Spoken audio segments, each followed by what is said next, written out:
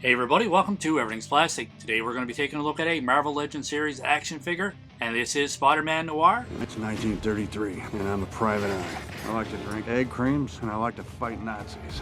A lot. Sometimes I let matches burn down to my fingertips just to feel something, anything. Oh. And Spider-Ham from Spider-Man Into the Spider-Verse.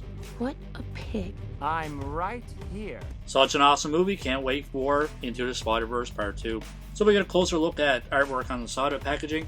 Picture of Spider-Man Noir and Spider-Ham on the side here. And on the back we have the accessories, which is extra head sculpt and a pistol. And we see a picture of the Spider-Ham figure and Spider-Man Noir. Other than that, spider symbol on top there. That's it for packaging. We'll be right back with this one out of packaging so we can get a closer look. For accessories, he comes with a pistol, which is pretty cool. It comes with an extra head sculpt, and this one is without a hat. I thought the hat was just going to be removable, but instead of having a removable hat, they just give us another head sculpt. So either way, still pretty cool. Doesn't matter if we get an extra head sculpt or not, as long as we got the option to have him with a hat on and without a hat. So pretty cool lines, pretty cool paint application on this one as well. Alright, let's get a closer look at Spider-Man Noir. A lot of cool detail on this one. I know it's all black. Awesome detail on the stitching of his jacket. I think they did a fantastic job. Awesome detail on the back. You see the cool wrinkles and all that stuff here. I think they did a fantastic job, man. It's not just a flat piece of black plastic. Lots of contours, lots of lines in this one, lots of folds.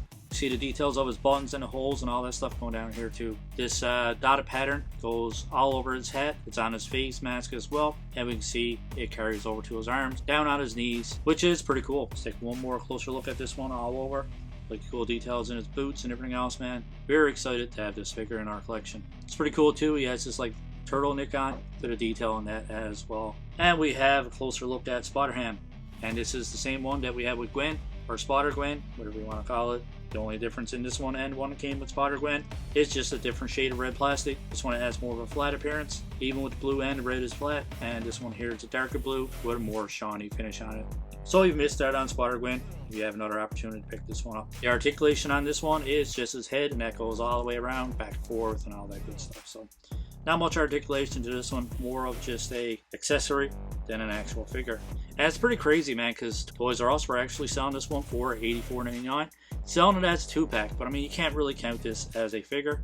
Like I previously mentioned, it's more of an accessory. Now we have a closer look. Let's go over articulation for Spider-Man Noir. His head goes back this far, so a little bit restricted going back. Goes down this far. You do have your side to side. Full rotation there. His shoulders go up this far. His arms go all the way around. You do have your bicep swivel. Double jointed elbows, which you get awesome articulation out of. For his wrist, both wrists go back and forth.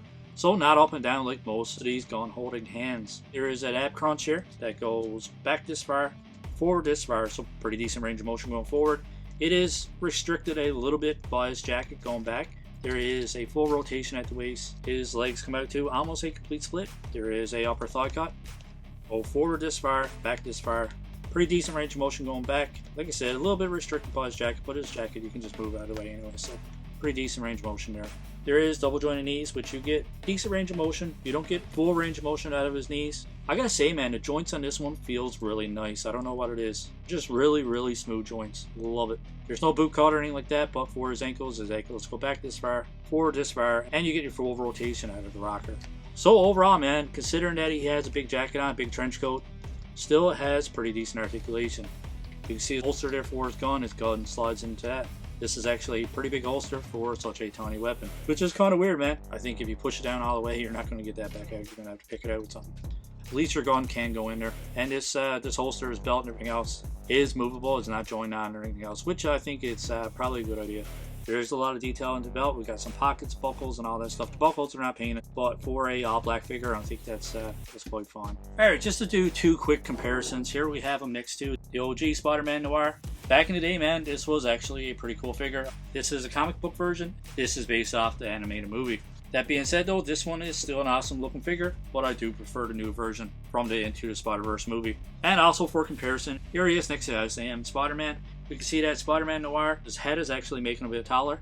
Let's pop on that other head sculpt. Alright, so even with the new head sculpt on, we took his hat off and put on the other head sculpt, and he is still just a tad bit taller. In person, he is like maybe a couple millimeters taller than the original Spider-Man Noir.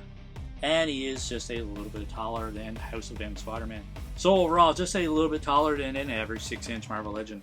So that pretty much wraps up our unboxing and figure review. Definitely going to give this one a 9.5 out of 10. I think it's an awesome figure. I don't know if you guys would agree with me on my rating of 9.5 out of 10. But the only thing that I would actually take any points away from this one would be his trench coat. I really like the design. It looks good all over. Even looks good from the back. But it is an awesome design, but I don't know if it's going to be for everybody. Me personally, I love it, man. I like the overall design of it. I think the holster is a bit too big too.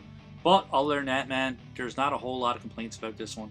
I do look how it came with a pistol and come with a different head sculpt. Still undecided which head sculpt I actually like best. I figured I would love him with the hat more. That being said, once I switched over to head sculpts, I think he looks just as awesome without the hat on. Let me know in the comments below which head sculpt you guys like best. Let me know what you think of my score of 9.5 out of 10. And let me know what you think of our review. Also, if you guys had to rate this one out of 10, what would you give it?